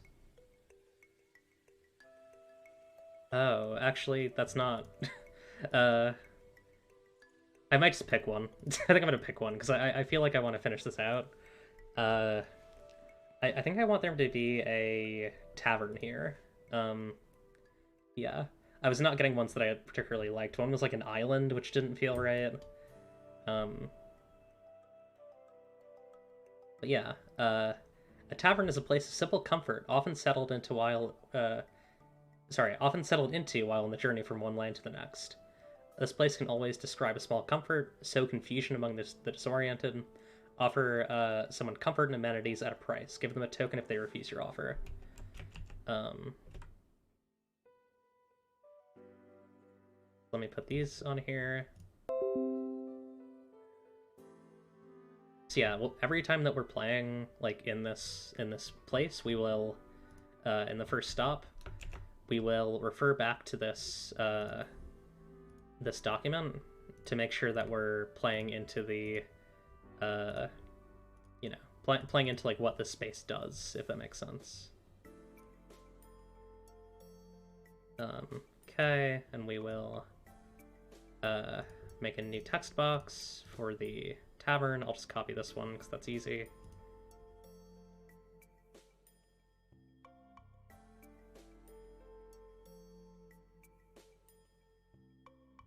Okay. The tavern. Stretch, good idea. I'm gonna do that. Thank you, Kowalski. Wait one moment.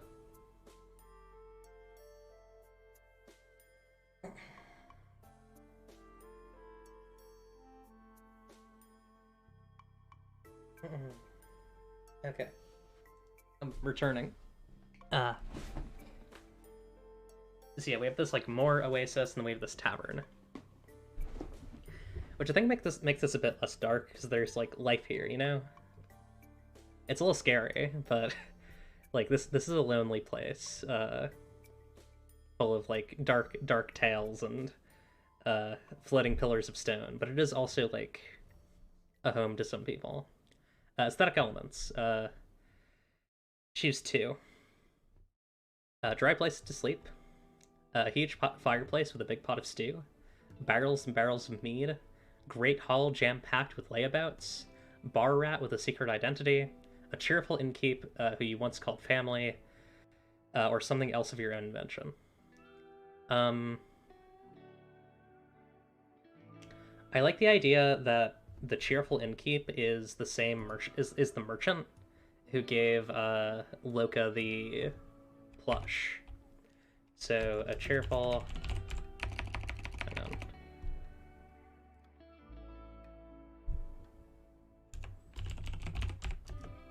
Cheerful innkeep. Loka once called family. And then what else do I like here? I like a huge fireplace with a big pot of stew.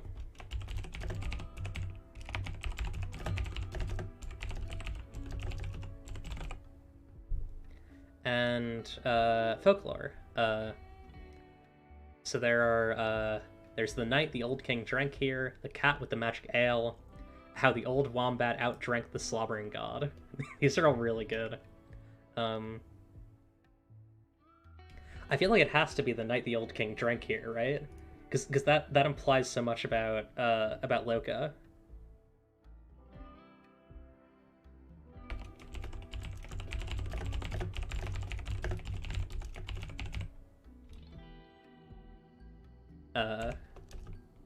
The last king of the floating mountain.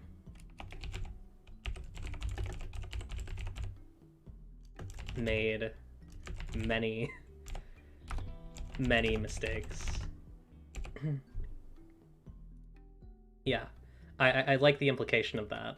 The implication being that like the old king stayed here and drank, and by the morning, like there was like a local pregnancy, because he wasn't thinking. Not that he, obviously he was in his right mind, but he was maybe not a smart man.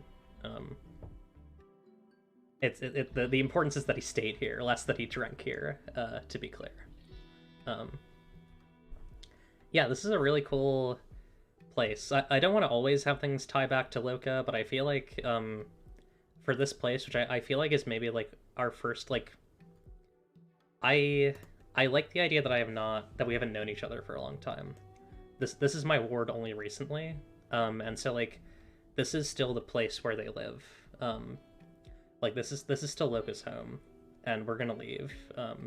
This is like, in many ways, this is the first stop, like, on our journey, and it's also the last stop in Loka's home.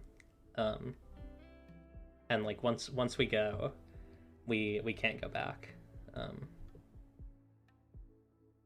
So yeah, that's that. We have a couple more questions to answer about our journey. I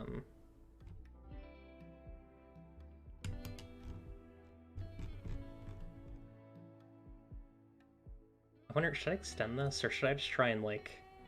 I might just try and fit text into the margins of this. Or I could make a new page.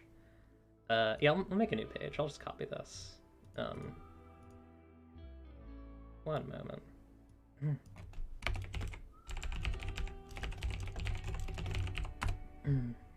Okay. And we'll just open it again, and I'll just get rid of all the stuff below it.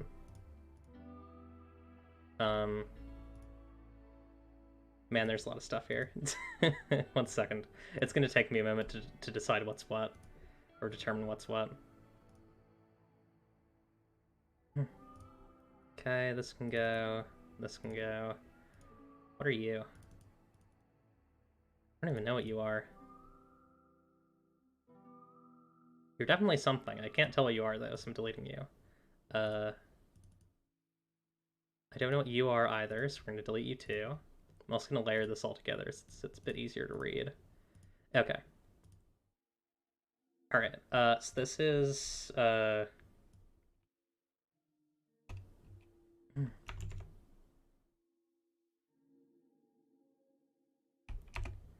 I guess this should probably be like the beginning of our journey. I'll actually change the name of this because this is going to be answering some like basic questions. Actually, this will be just the second page of our first stop. So actually, I'm going to open up the other one again. Just trying to figure out like the best way to format this because I've never done anything like this before. Oh, you know what? It thinks that it's still open, so I need to save this as something else. Part 2. Okay, now I should be able to open the first page again. There we go. I will move that over.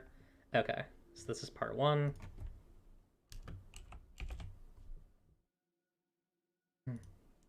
And now we have part 2. Okay, so we're gonna answer some questions about our journey, I believe. T. No. Let me... I might also need to, like, put together some, like, just reference sheets for myself, of, like, all the moves that all the different things can do, like, all my trait moves, all my character moves, all of my, like, basic moves, because there's a lot in this game. A lot of stuff you can do. All the natures have moves, all the traits, yeah, it's a lot. Anyways. I think I'm getting a little woozy. We may end the stream soon. I think once we're, like, ready to go, like, once we're ready to, like, go on our adventure, we'll stop the stream. I'll make a couple of kith for our tavern, and then I think we'll wrap up. We chose 3 natures. I think before I pick my kith, I want to answer the final questions. I don't think we have any kith that are traveling with us yet. We might pick up some on the road. So first, what sort of place do we travel from?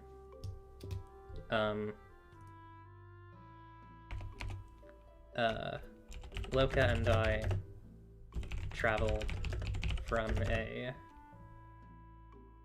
I think a war-torn place. Do we feel our journey has been long? The journey hasn't been long at all. But I can see Loka already wondering when it will be over.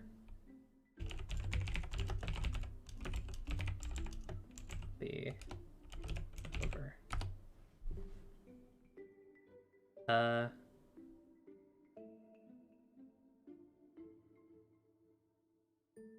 Is there somewhere we hope to go?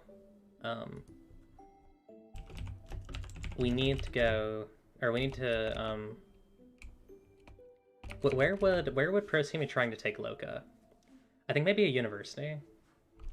I think Loka will be safe in a university.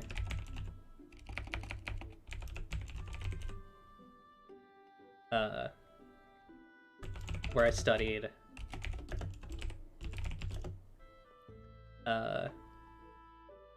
insects as a child.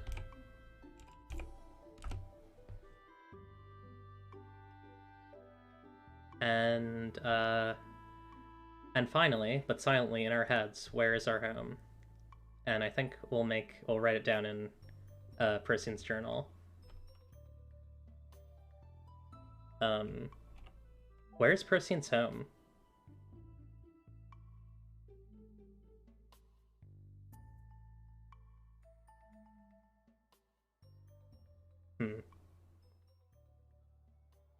I have a good one.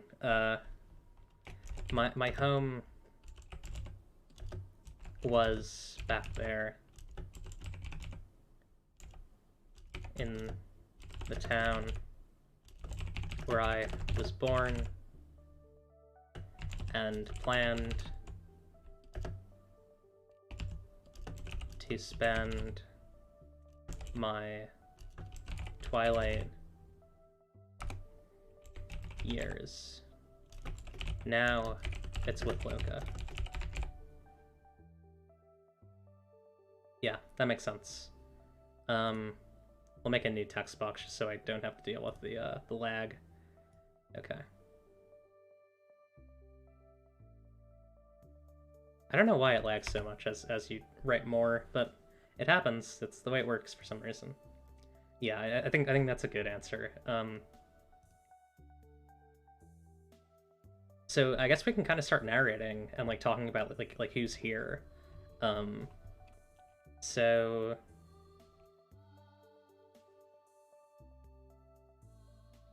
we've arrived at in a desert of floating stone, where a single patch of wetland cuts through sun-baked land.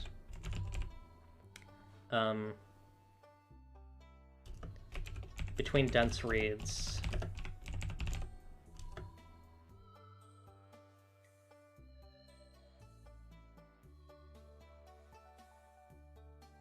trying to think of a good tavern name.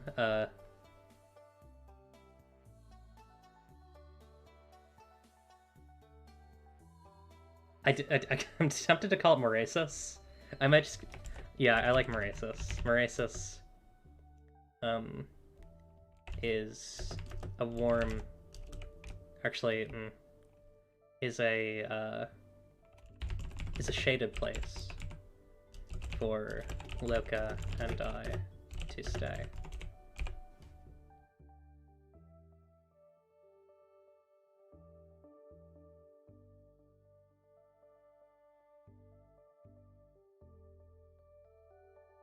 Might just make a new layer. That's probably the best way to do this.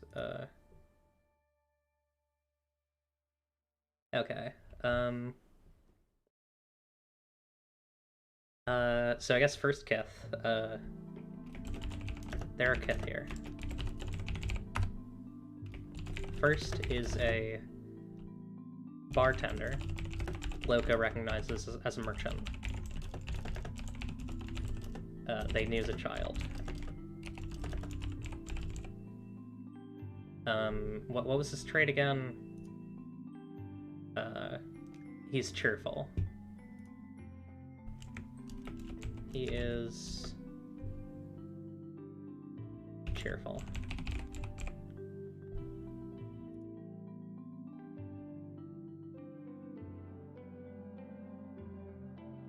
I'm trying to think of some other cool ideas. Let me look at the traits. The traits are usually a good way to think of Kith.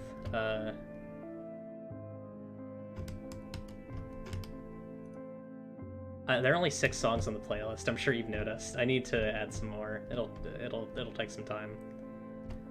These are all seasons. I'm sorry. I'm trying to find traits.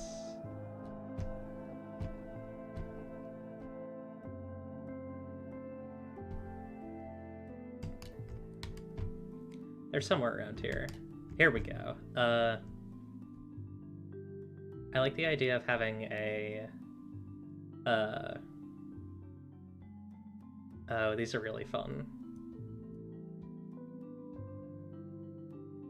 Maybe like a firefly god is here, like just like between journeys, between miracles. I really like luminescent. Luminescent is a very cool trait. There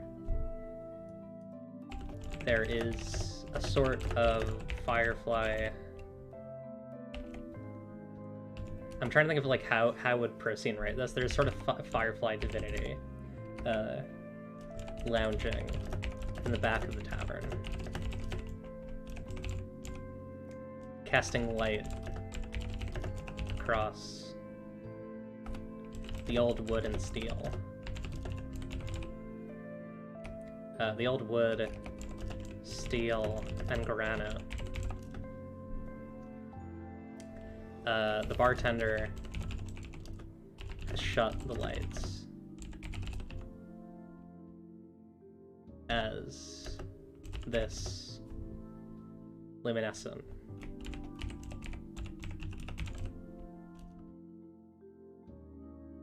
being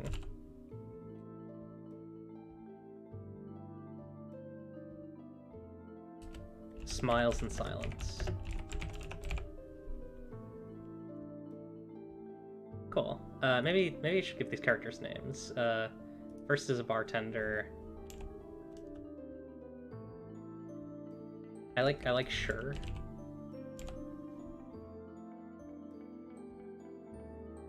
Cool. I think I'll add one more Kith, an animal, another animal. Oh yeah, I should pick an animal for Sure. Sure. A zebra. Makes sense for like a desert. Yeah, and then I'll draw Sure, the firefly god, and this last Kith, and then we'll wrap up.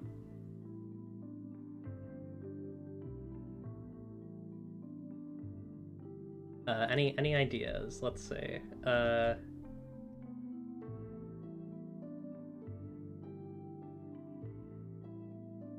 Some of these are so good. I like an honest Kith, maybe. Although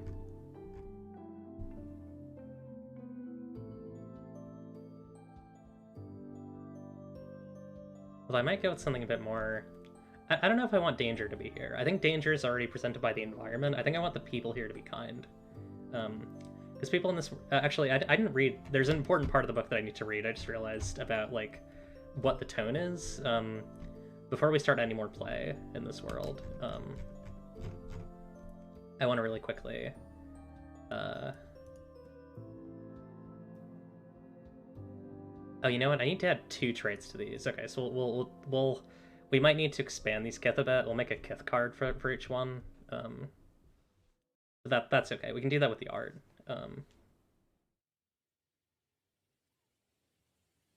Yeah, you're supposed to do like a bullet list for each one, which is pretty easy. We can do that. Okay, the game itself. Let's talk about that really quick. The tone. I just feel like reading this stuff is good for understanding what the vibe is, I guess.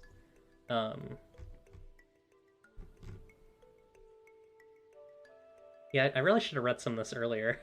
Okay, we're gonna read through all this. It is not my place to describe the entire history of the Land of Haith. After all, it wouldn't make for a good journey if I were to tell you such a thing, before we even put on our shoes. Instead, I will simply mention that there are legends about this place that hang from the lips of every old shrew, a legend buried in every crevice of every stone. I will tell you there's a tale of the slobbering god, and the heaven blade used to kill her. I will tell you there are stories of the lightning dancers and their twirling bodies, stories of the north wind god, and the one brave mouse who stood against him. And there's 2, the tale of the great death that all dragons feared and faced. These tales live on to this day in the land of Haith, but they are not mine to tell. More importantly, there are some facts that you'll need to know about the Haithland for your own journeys, and this may be the most important of all. The Haith is a beautiful and boundless land full of life and soul. It is composed of small communities separated by vast stretches of wilderness, and these communities... Hey, Bon, thank you for the bits. I like a desert. A desert is nice. That's what's up with my recent obsession with deserts. It is composed of small communities separated by vast stretches of wilderness, and these communities are connected by dirt paths, and waterways, and the rare hot air balloon passage. Beauty lives in endless shapes and forms in the Haith. Everything in this land holds the capacity to be appreciated and admired. Gods and spirits can be found everywhere, from the small forgotten gods hidden behind rocks and waves, to the fish-headed crossroads demons, and even the great sky gods themselves. The Haith is a land of animal folk. I've seen pigeon merchants. I'm gonna take a sip of water.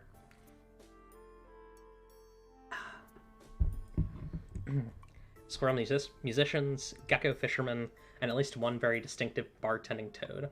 In the Haith, you can't assume much about someone based on their look. Both meat-eaters and herbivores are likely considerate and kind, and even the smallest mouse have a lion's heart. The families of the Haith may look fairly similar to one another, or they may look wildly different, and it's frankly none of your business to inquire where familial lines end and begin. The Haith is full of buggy livestock, pets, and wild creatures. From herds of chubby bumbles to stag beetles the size of houses, from the striders dancing across water to moonlit carrier moths carrying letters from tower to tower, bugs and animal folk live together in harmony. You'll encounter plenty of references to these buggy creatures throughout this book, and while they attempt to do their best to make clear both their look and role in Haith, interpret generously and use your imagination to fill in the gaps. The Haith boasts a widespread culture of hospitality. A traveler who arrives in a new town will always be able to find some sort of lodging, even if it's sleeping in a barn with some bumbles, and will always be given food and water of some sort. There is, however, a trust within this hospitality. If you hurt or lash out at your hosts, they'll have no problems kicking you out. Excuse me. But if you're kind and mean well, you'll be welcomed with open arms. In the Haith, we'll be meeting people who are fundamentally good.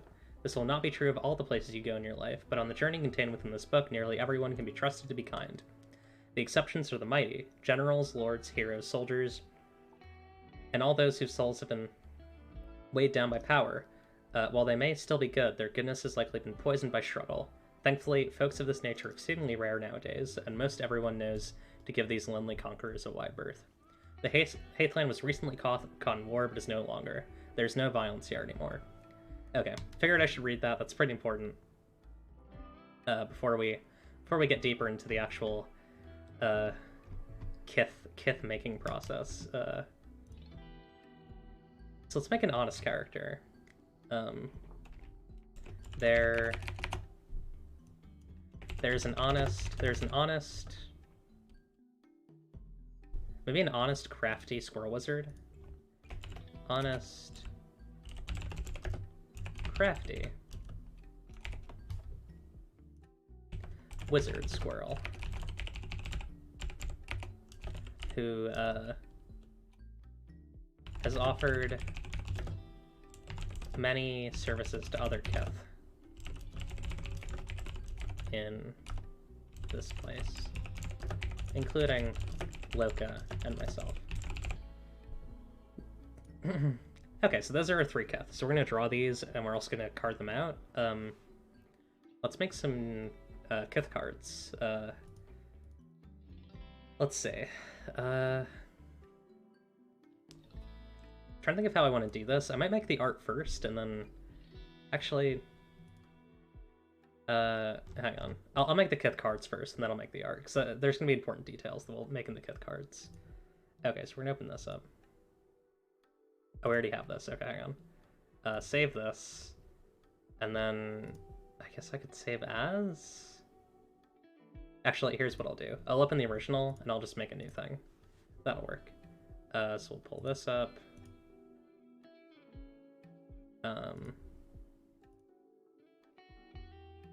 Wait, wrong thing. We'll get rid of this. Actually, I probably want both of these. Yeah, never mind. Sorry, it's kind of hard to figure out exactly how I want to do this because I've never done something like this before. It's gonna take a bit of adjustment, but I think it's working pretty well so far. Dot. I might just save this as a template too. Kith card. Yeah. This will be Kith card. Dot clip. Okay, so first we have we've Sure the Zebra, Sure the Zebra Tavern Keeper. Sure, who is Cheery. Hang on. Who's Cheery and something else. We'll figure out what the other thing is in a second. How do I make Kith again? Maybe I should just keep that as an image in this file. I feel like that'd be useful. Kith. Here we go. Here's the Kith info. Okay. Oops. Don't know what I just did. Think it's fine. Can I edit this? Oh no. Okay, I might have broken that. Let me go back. There we go. Okay. There we go. Hang on, I need to actually save this again as Kith card. Kith card. Save. This can be a bit tricky. Like, doing something, formatting like this is hard, but it's okay. We're working through it. Okay. So let's just do 5 of these. I forgot their name again. Sure. Sure is their name. Sure. And their name is Sure. Sure. He, him. Their animal form. They are zebra. They're once Loki considered him family. Not gonna do periods. That's okay. Single detail. Tavern keep. Once a shopkeep. At least 2 traits. And what those let the Kith do. So they are cheery, and we'll figure out what that means in a second.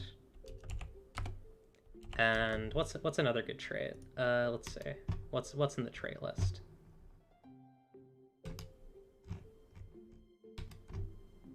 Gotta go all the way up. I like caring. I think cheery and caring are good. So since I'm looking at caring, we'll do caring first. Caring. They are... So caring Kith is willing to die to keep someone else safe. They are often doctors, farmers, and coroners, among others. Choose 1 to 2 they can always do. Ask what do you need right now is really good.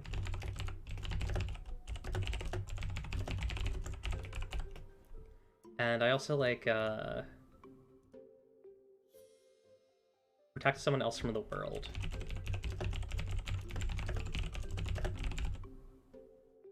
I think I also want to know, we'll learn more about Procyon and Loka like in character next time. This is all going to be very journaly, but I will do like actual conversations in character because I think that'll be fun. And it's not cheery, it's cheerful. There we go.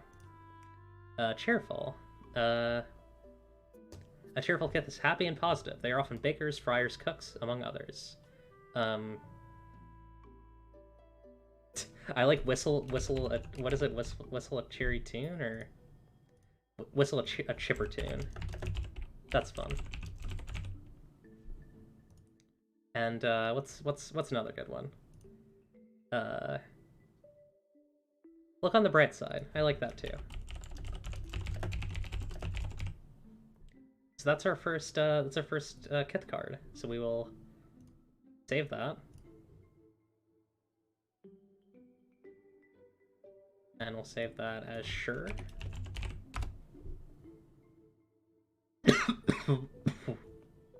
And then I should not be talking this much. It's okay.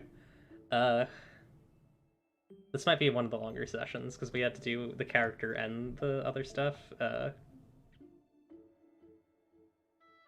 You know what?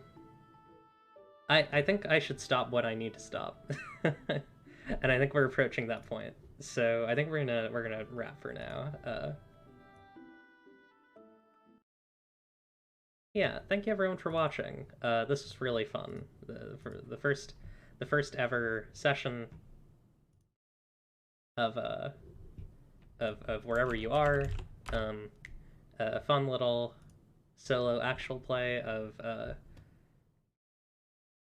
whatchamacallit, the game, the Wonder Home. Yeah, it was really fun. Yeah, of course. See you next time, everyone.